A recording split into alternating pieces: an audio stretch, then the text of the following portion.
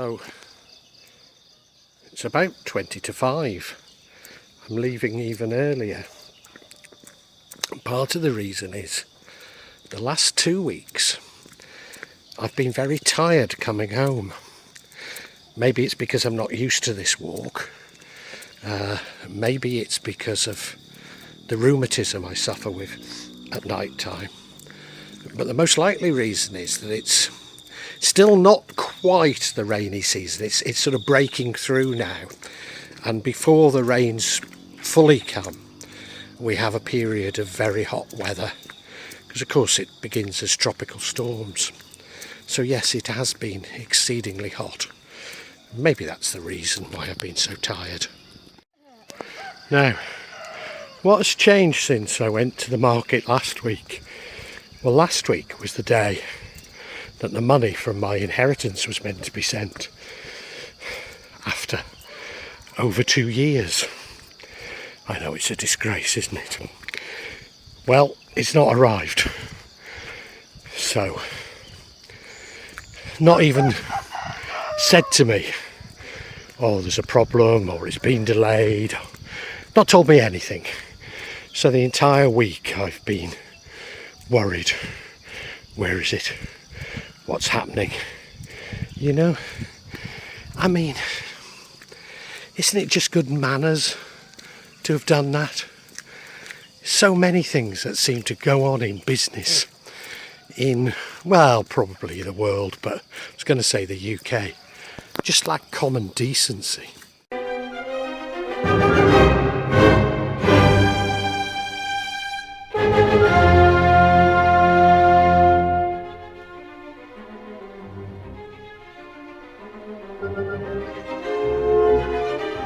Do I have an explanation for why the money seemingly hasn't been sent? Well, maybe I do. You know, if you remember, I talked about the problems I've had with my pensions, which all look to be now resolved. So the only issue is this, my inheritance. And in terms of the pensions, they all refused to pay it into my UK alternative to a bank.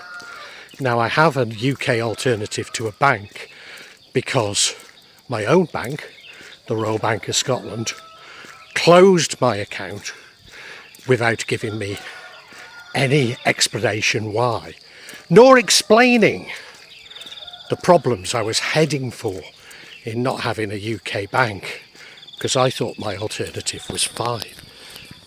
Now, when I first instructed my solicitor, it's a firm of solicitors, so I was instructing somebody who no longer works there even. But I made a big play. I mean, the most important thing on my mind was that I'd been debanked by the Royal Bank of Scotland. I needed them to ensure that my money could go into my UK alternatives. And blatantly, they never did this, because a few days before a trial of money was sent to me, they were checking out as to whether or not they could do this alternative. Now, this was 18 months after they'd been briefed. And they came back to me, and, you know, let's face it, surefire sign that I'm dealing with a psychopath, saying, no, they couldn't do it due to industry best practice. Now, I did check the Law Society guidelines, and to a certain degree they are right. But I also found in the Law Society guidelines that number one should be the will of the customer, and that they should be flexible in dispensing with their services to fit the will of the customer, which they blatantly didn't do, because I've never been asked why I want it to go into this alternative and not my Indonesian bank. And the simple reason is that I lose between 5 and 15% of the value, largely due to currency fluctuations, not so much bank charges. There's only about a 2% difference. But I could lose 15%, and I've been telling them all along it's 10, which seems reasonable. Now, I did send my solicitor the relevant sections of the guidelines that said that it had to, number one, look after my interests and be flexible, and said, are you absolutely sure that you want to proceed in this way? And I got a turt email back saying our position hasn't changed. Oh, well, just wonder if they've looked into it and the penny has dropped, that they could be looking at not only issuing an apology, but issuing me with compensation of 10% of the total, which would be fairly significant. Is that the cause for the delay? I'm rather hoping it is, because I've been getting messages from Allah that I'm going to win. So let us hope that's the reason, but I've no idea.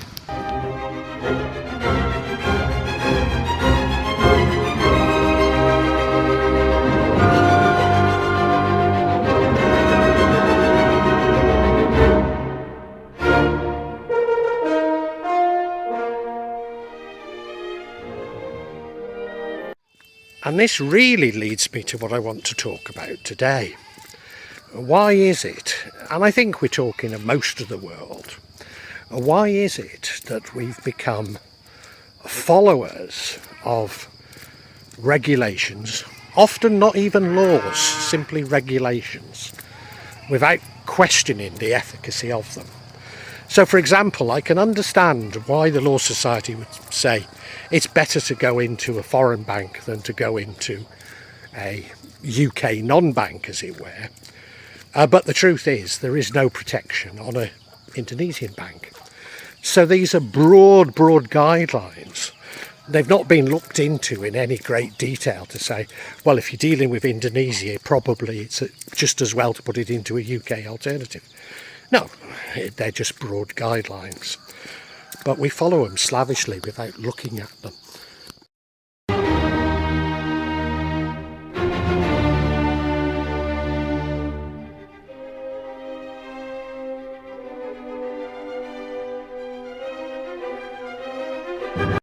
Now, I have something of an explanation for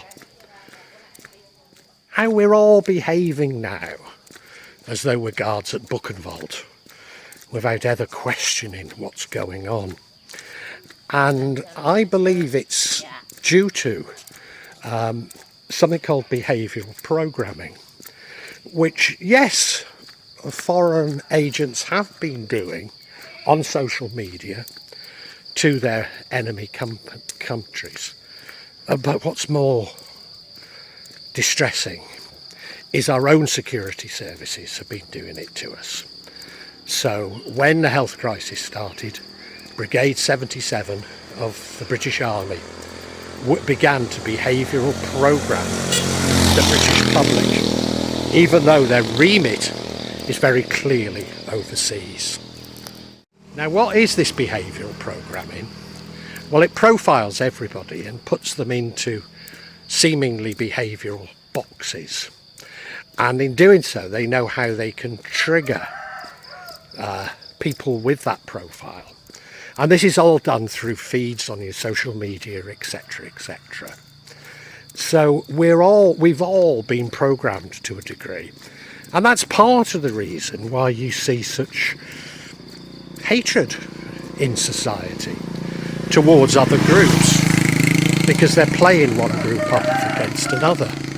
That's why I would argue that many countries are becoming seemingly ungovernable, because people now have such hard views on almost everything.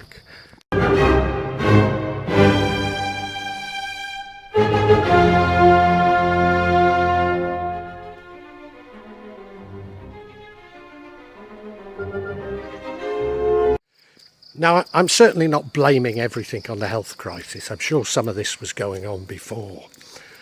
But a major part of the health crisis and the behavioural programming was to find out which parts of the population would be compliant and which wouldn't. You can see where I'm going, can't you? So in other words, they've identified those people who will simply follow orders and those people who will question. And what I'm next going to say has been going on for years. But those people who will simply follow orders seem to be those people in top positions across every type of organisation in the UK now. Personally, I think many are psychopaths and many are narcissists, but they undoubtedly will have a slightly different name for the profile. Now, you might think that I'm talking here of a conspiracy, and I'm actually not. Yes, the net effect of debanking me and refusing to put my money into my UK bank alternative will cost me a lot of money, as I say, between 5 and 15% of my total savings and pensions. And that money will go to banks around the world. So you could see it as collusion at the very least.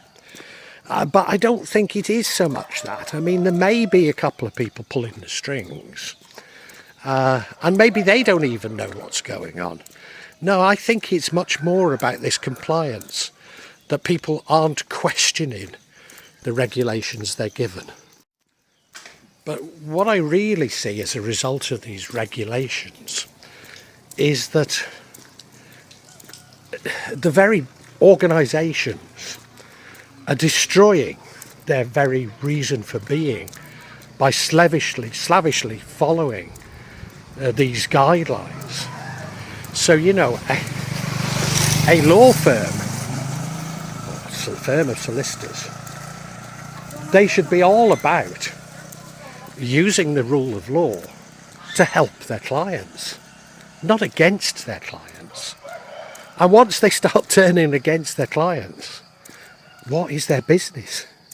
What is their basis for business? And there's a whole pile, you know, like I said to the pension companies, what are you about if not providing me with security and peace of mind when I retire? And you've done the opposite.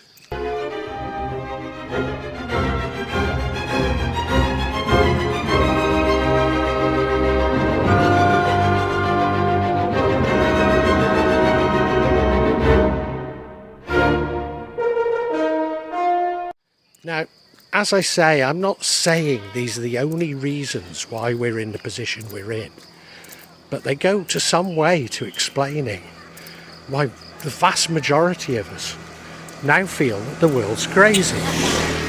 I don't know if you're like me, but I consume less and less because it's just too difficult to buy things these days.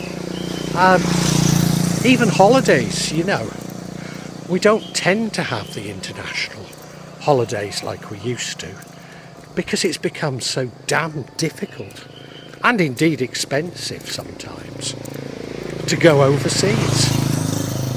Now, maybe one of the most bizarre examples of what I'm talking about, not questioning the regulations, was when my mother, who was in her 90s, was refused her medication from the pharmacist because she didn't have a credit card.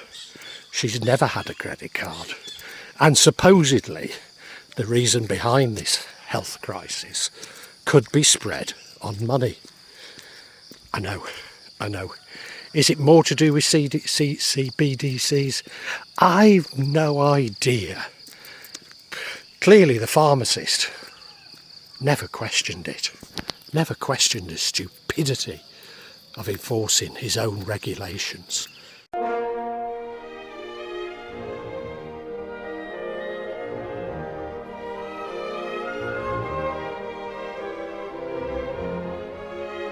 And as I say, these policies and attitudes are destroying the very organisations and businesses that are implementing them.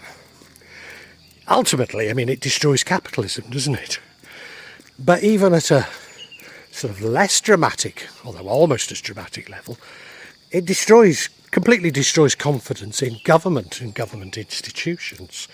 And that's already very apparent across the world, but particularly in the UK and probably the US. So they're eating into the very basis of what they're about. And so you've got to ask, well, you know, the government are behind some of this behavioural programming. Why are they doing it? And the simple answer is because they can. I'd be about 14 when I first studied economics, and a book came out by E.A. Schumacher called Small is Beautiful. Well, I think the alternative is now apparent, and that is big is ugly. Yes, all our businesses, all our government departments or government services have been consolidated, made them less efficient. We've put psychopaths in control of every major institution and business so that they can create the most harm. And there is absolutely no solution other than downsizing everything.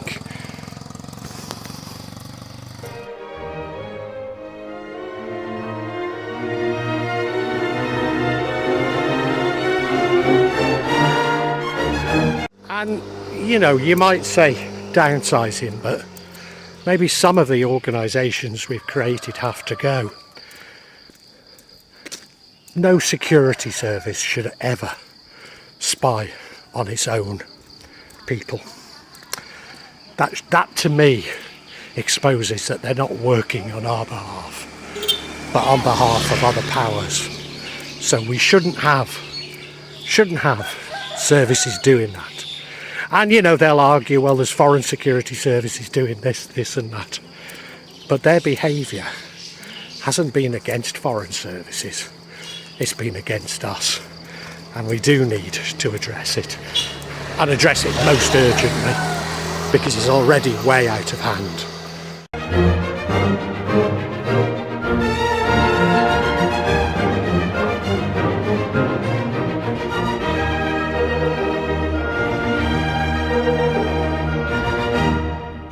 Now, I've said I don't want to create a conspiracy, but what's going on in the world? In whose interest is it?